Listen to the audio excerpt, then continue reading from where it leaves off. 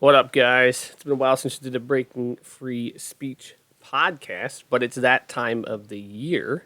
The year has ended, so we're going to do a little bit of a recap, which I have done in the past, where we are going to go in and look at some of the data from our sign in sheet from 2021. So we have 7,166 sign ins. I think a lot of people don't sign in, even though I say sign in, they don't. So that number should be much higher, but it kind of is what it is. If you want your demographic to be represented on the sign in sheet, it's in your best interest to sign in because I use this data when I am deciding what types of ramps to build or what types of events to do or what types of product I should stock. So if you're X, Y, or Z, it's in your best interest to be represented because then you're more likely to get things that would fit what you would like to see in and around BFS. So let's check out the results. How about that? Vivian Ford, number one sign-in of the year. Doesn't tell me how many times they were here, but here's your top 10 right here. Yep. Zara Hagen, Bradley, John Craig, Vreeland, Ethan. Yeah, pretty good. What we're really after here is the information about ridership. Boom. 2021. 44.5% skateboarders. That is the highest skateboarding percentage we've ever had here. 34.1% scooter. Everyone thinks that we do more scooters than skateboards. Everyone has thought that every single year.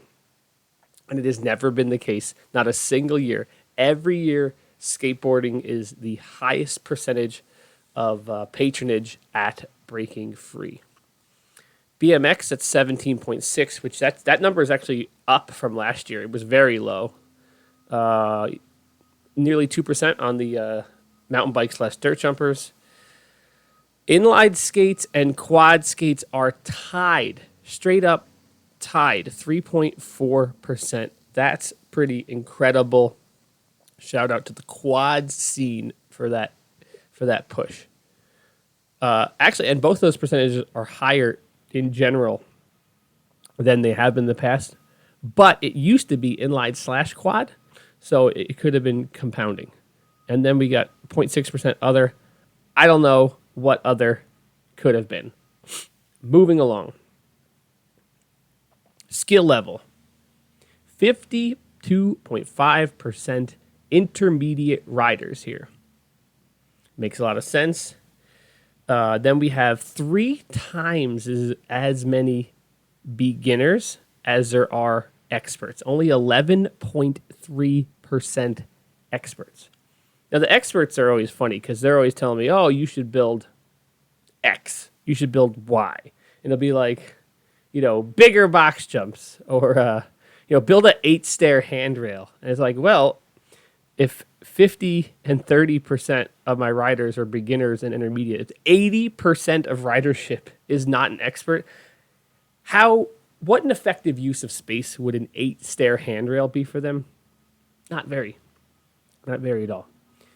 And I think this shows the effectiveness of our attention to these details, because I think our park is very intermediate friendly.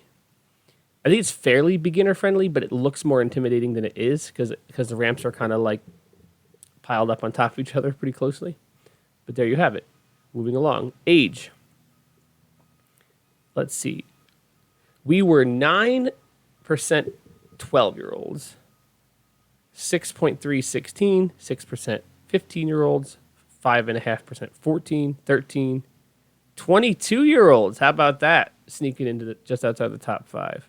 10, 17, 18, 11, and it kind of just spread out. 27. One thing that always gets me every year is that 21-year-old. It's like that 19. It's 20 and 21 always is the least, has the least representation here for age. Oh, there's 21 and 20. So they're not too bad this year. It's good to see. Let's see. Let's go down to the gender statistics. Unsurprisingly, 86.7% male, 10% female. That's pretty good. That's similar to the numbers we put up last year. I would have to assume that a 10% female attendance at an indoor skate park has got to be pretty good because these sports are pretty male dominated. We got a little bit on the less than 1% prefer not to say, 1.5% for non-binary / gender non-conforming, and 7% on the other, which I don't know what other could be because I feel like other would probably fall into the prefer not to say or non-binary, whatever gender non-conforming. But maybe you're an alien. Good for you. So that's all right. I'd like to see that. I think we could get that women's number up even a little bit higher because I think BFS can really champion female ridership in action sports. Something that I care a lot about. We've been doing the ladies' night for coming up on, Jesus, 5 years now? 4 years now? It's crazy. Crazy. But now let's get down to the question everyone's been dying to know about all year long. What is the best side? And it was a tight race. It was a very, very tight race. But the winner was traditional fries. Now, I think a lot of people just hit the first answer because they don't bother reading it sometimes. So maybe. Oh wait, I'm wrong. I misread that. The winner was waffle / curly fries, but it was close. 28% versus 27.8%. We have a 0.2% difference. Jeez, if I knew how to calculate for margin of error, this could be within the margin of error. We might need a recount. Definitely. Wow. Dude, but honestly, curly fries, waffle fries, they're pretty awesome. Traditional fries. Coming up in third place, we got tater tots. Shout out Tater Tot fam. 14% onion rings. That's pretty impressive. I didn't think there was a lot of onion ring supporters out there, but I guess so. Sweet potato, 7.5. You're all messing up. Sweet potato fries are the best fries, and you can't convince me otherwise. Let's see what some of the right-in answers were here. Let's hope they are family appropriate. Someone did write all the above. That is a straight-up bad-ass answer. We got mac and cheese. We got beans. I don't know who likes beans. Anyone who takes beans over this stuff, I don't know what's wrong with you, bro. Salad. All right. Truffle fries are pretty fire. Fresh cut fries for sure. Crinkle cut for sure. Steak fries go crazy.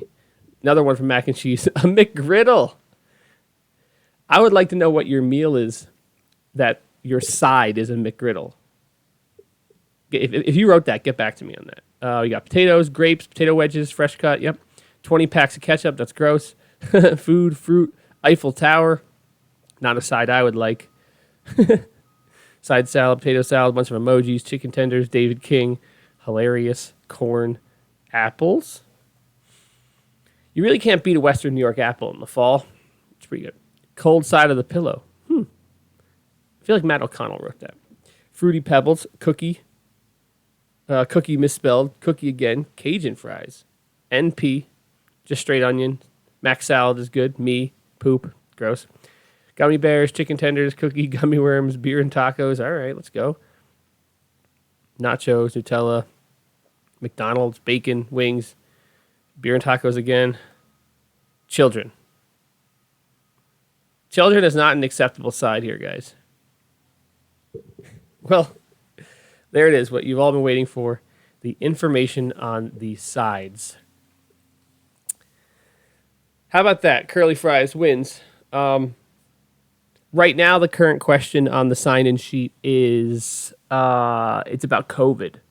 Because COVID numbers are all over the place. And it's really bad right now. And I was interested in just collecting data to see what the statistics are on that. I can actually pull it up. We've only been doing it for a little while. Let me just switch screens here. See if I can pull up the 2021. Switch to the 2022 one sign-in sheet, and maybe we can see where our COVID data is looking like this year. because it's kind of hard to decipher what's going on out there in the COVID world. And I figured, why not collect my own data? It'd be interesting to see what people are saying. Sign-in sheet 2022. Let's just pull it down here so we can go over the answers before we go. Still getting used to this program here, guys. All right. So the most of the sign-in sheet has remained the same, and here we have, what is your COVID history? 1, never had it. I'm basically a magician. Either you're a magician or you're asymptomatic and don't know you had it, which is, I suspect is probably virtually everyone at this point. We had it before the vax was available. Just my luck. We have had it, and I was unvaccinated, and I was kind of asking for it. We have had it being vaccinated. Must have been one of those rare breakthrough cases. Option number 5 here. I've freaking had it twice. And the last option, which is no, it's actually a ravioli, which is a throwback to the first ever question on the sign-in sheet, which was about Pop-Tarts being ravioli. But, that's a topic for another podcast. So let's see where we're at here. Wow, how about that? 61% of people have said they never had it, and they're basically a magician. That's kind of crazy. Followed up by it's a ravioli. So I think we're getting, I think I'm just getting memed out on this question. I don't think people really want to read it. But whatever.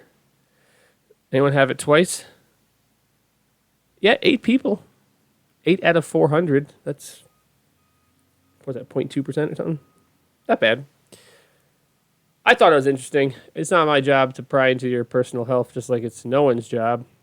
Well, how about that? Look at those numbers for, we're only a month into this year, but 60% skateboards. That's pretty freaking awesome to see if you like skateboards. And if you're me, I don't really care. So it kind of is what it is. I just want you to come in and have a good time. So thank you for listening to this podcast about some of the statistics and what your favorite side is. If you have a suggestion for the next fun question at the end of the sign-in sheet, you can go ahead and let me know. And otherwise, that's the end of this podcast. So thanks for listening. Smash that like button. Actually, don't. I hate all that podcast crap YouTube stuff where everyone says, do this and do that. I don't really care. You do you. I'm going to do me. And I will see you at the skate park later today. Thank you and Godspeed.